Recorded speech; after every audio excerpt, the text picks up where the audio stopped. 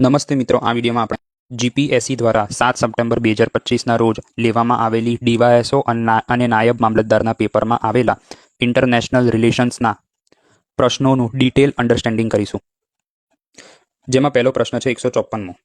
નીચેના વિધાનો ધ્યાનમાં લો. સ્વીડન નાટોનું છેલ્લું નવું સભ્ય બન્યું છે.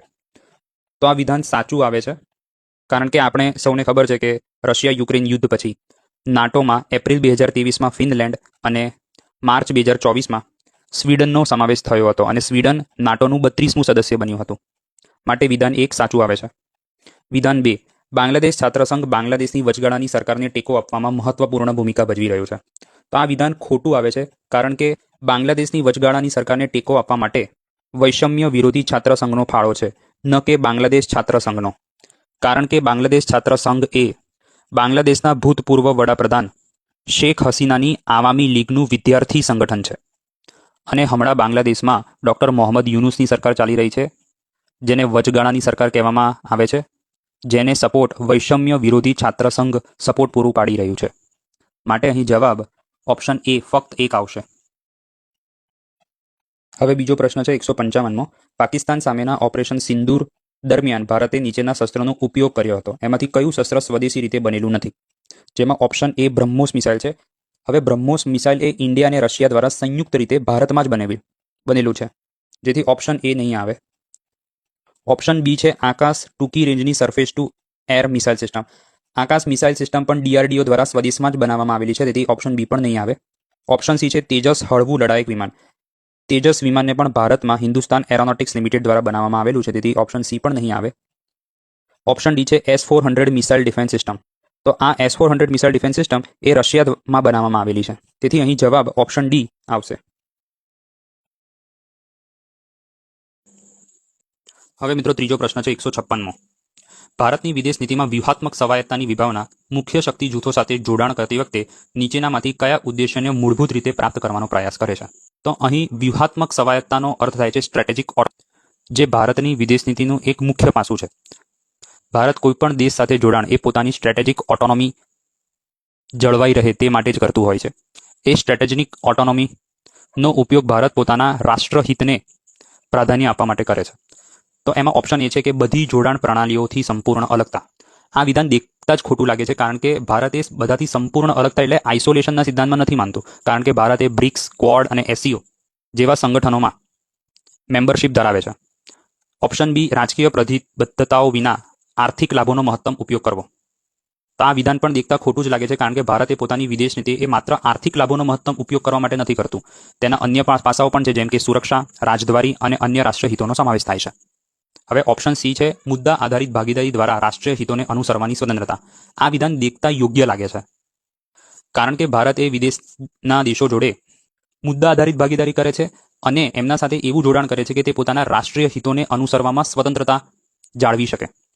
કોઈના પણ દબાણમાં આવ્યા વગર પોતાના રાષ્ટ્રહિત માટે નિર્ણયો લેવાની સત્તા ગુમાવી ન દે, તે રીતે ભારતની વિદેશ નીતિ ચાલતી હોય છે. ઉદાહરણ તરીકે ભારતે અમેરિકા જોડે મિત્રતા ધરાવે છે, છતાં પણ રશિયા યુક્રેન યુદ્ધ બાદ ભારતે પોતાના રાષ્ટ્રહિતોને પ્રાધાન્ય આપવા માટે રશિયા પાસેથી ક્રૂડ ઓઇલ ખરીદવાનું શરૂ રાખ્યું હતું, જે દર્શાવે છે કે ભારત એ અમેરિકા સાથે મિત્રતા તો ધરાવે છે, પરંતુ અમેરિકાના દબાણમાં આવ્યા વગર પોતાના રાષ્ટ્રહિતોને પ્રથમ પ્રાધાન્યતા આપે છે. ઓપ્શન ડી છે પ્રબળ વૈશ્વિક શક્તિ સાથે આપમેળે જોડાણ. તો મિત્રો આ વિધાન દેખતા જ ખોટું લાગે છે, કારણ કે ભારતની વિદેશ નીતિ એવી નથી કે જે પ્રબળ વૈશ્વિક શક્તિ છે એના સાથે આપમેળે જોડાણ સાધી લે છે. કારણ કે ઓપ્શન સીમાં જે કીધું છે કે ભારતે પોતાના રાષ્ટ્રીય હિતોને અનુસરવામાં સ્વતંત્રતા અનુભવે તેવી વિદેશ નીતિ અપનાવી છે, માટે અહીં ઓપ્શન સી જવાબ આવશે. હવે ચોથો પ્રશ્ન છે 157મો. સંયુક્ત રાષ્ટ્ર સુરક્ષા પરિષદ યુએનએસસી વિશે નીચેના વિધાનો ધ્યાનમાં લો. અહીં યુએનએસસી એ યુનાઇટેડ નેશન્સની 6 મહત્વપૂર્ણ સંસ્થાઓમાંની એક છે. જેમાં પહેલું વિધાન છે તેના 15 સભ્યો છે, જેમાંથી 10 સભ્યો 2 વર્ષની મુદત માટે ચૂંટાય છે. આ વિધાન સાચું છે, કારણ કે યુએનએસસીમાં ટોટલ 15 સભ્યો છે, જેમાંથી 5 સભ્યો એ કાયમી સભ્યો છે, જેમાં યુએસ, યુકે, ફ્રાન્સ, ચાઇના અને રશિયા જેવા 5 સભ્યો છે જે કાયમી સભ્યો છે, અને બાકીના જે 10 સભ્યો છે એ 2 વર્ષ માટે ચૂંટાઈને આવે છે. વિધાન 2 છે તમામ 5 કાયમી સભ્યો પાસે વીટો પાવર છે. આ વિધાન પણ સત્ય છે. યુએનએસસીના 5 કાયમી સભ્યો પાસે જ વીટો પાવર છે. બીજા જે 10 બિનકાયમી સભ્યો છે બીજા 10 જે બિનકાયમી સભ્યો છે તેમના પાસે વીટો પાવર નથી, માત્ર 5 કાયમી સભ્યો પાસે જ વીટો પાવર છે. માટે વિધાન 2 સાચું છે.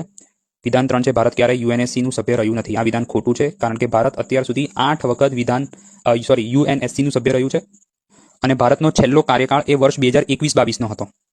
માટે અહીં જવાબ ઓપ્શન એ ફક્ત 1 અને 2 આવશે.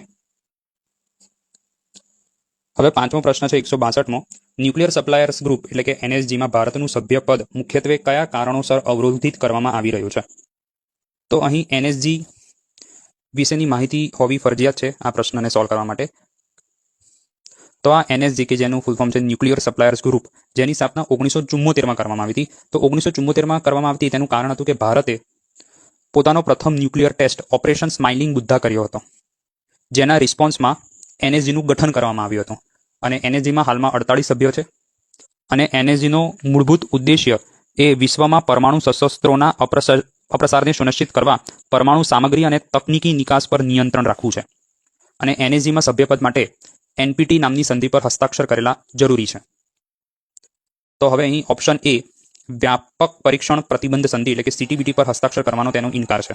તો આ વિધાન ખોટું છે. ભારતે એનપીટી અને સીટીબીટી પર હસ્તાક્ષર કર્યા નથી, પરંતુ તેનો કોઈ પણ રોલ ભારતે સીટીબીટી પર હસ્તાક્ષર કર્યા નથી. તેનો રોલ એ ભારતના એનએસજીના સભ્યપદને અવરોધે છે તેમ નથી. માટે ઓપ્શન એ ખોટું છે.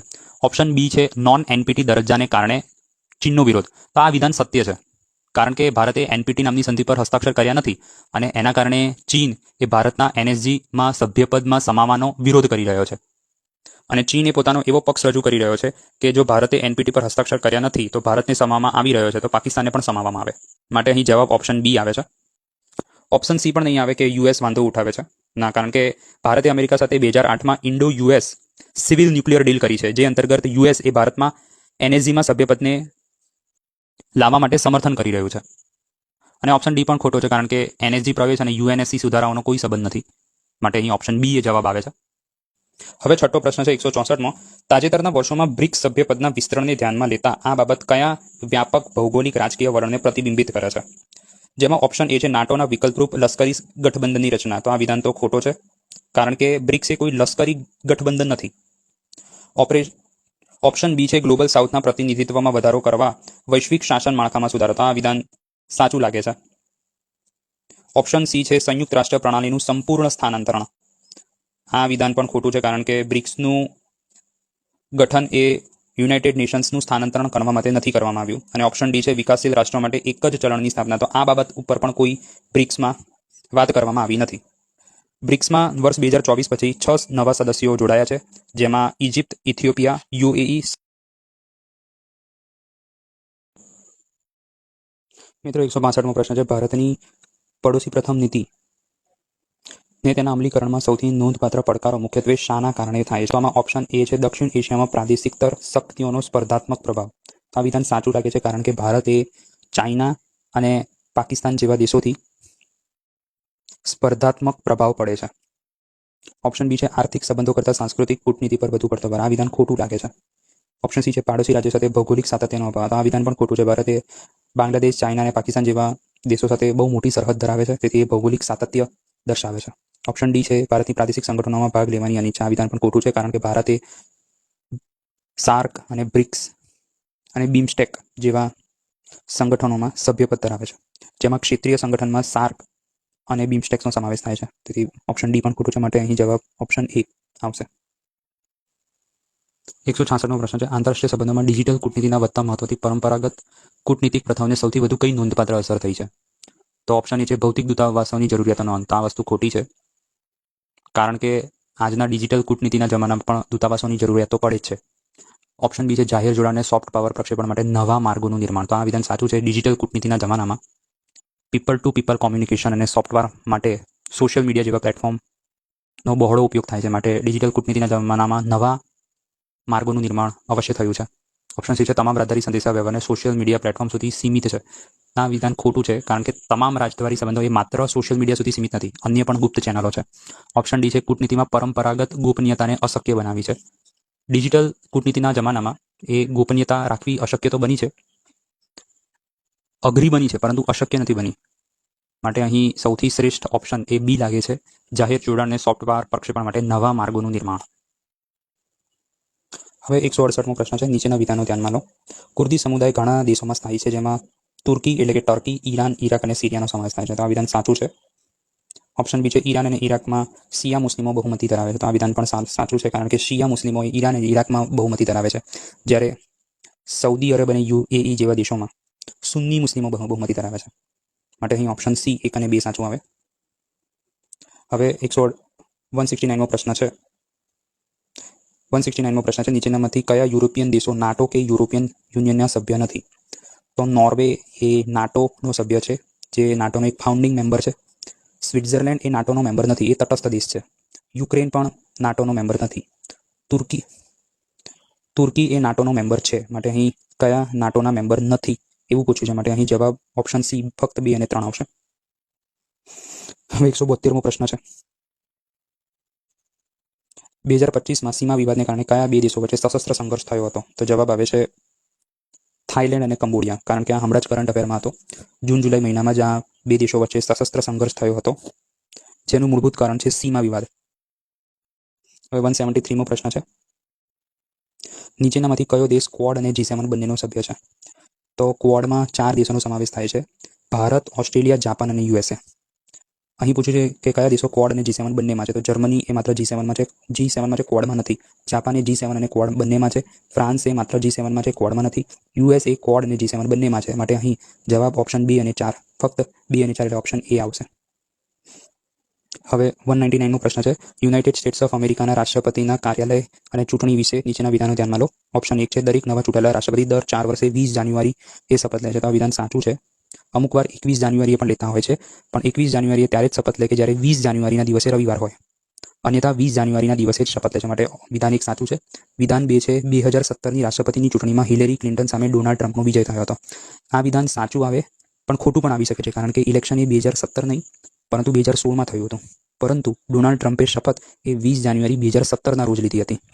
તેથી આ પ્રશ્નમાં વિવાદ થઈ શકે છે, પરંતુ હાલ પૂરતો જવાબ ફક્ત એક ઓપ્શન એ રાખીશું. હવે 158મો પ્રશ્ન છે. સંયુક્ત રાષ્ટ્ર સુરક્ષા પરિષદના સુધારા અંગે ભારતનું વલણ કઈ જરૂરિયાત ઉપર ભાર મૂકે છે? તો ઓપ્શન એ છે, કાયમી સભ્યપદ શ્રેણીનું સંપૂર્ણ નાબૂદી. ના, આ વિધાન ખોટું છે. ભારતનું વલણ ક્યારેય એવું નથી કે UNSCના કાયમી સભ્યપદના શ્રેણીનું નાબૂદ થવી જોઈએ, એવું ભારતનું ક્યારેય વલણ નથી રહ્યું. ઓપ્શન બી છે, સમકાલીન વૈશ્વિક શક્તિઓની વાસ્તવિકતાને પ્રતિબંધિત કરતું વિસ્તરણ. તો આ વિધાન સાચું છે. અહીં ઓપ્શન બી એ યોગ્ય લાગે છે, કારણ કે ભારતનું વલણ એવું છે કે ભારત એ વિશ્વમાં સૌથી વધુ વસ્તી ધરાવતો દેશ છે અને વિશ્વનું 4થું સૌથી મોટું અર્થતંત્ર છે. તેથી ભારતનો સમાવેશ થવો જોઈએ.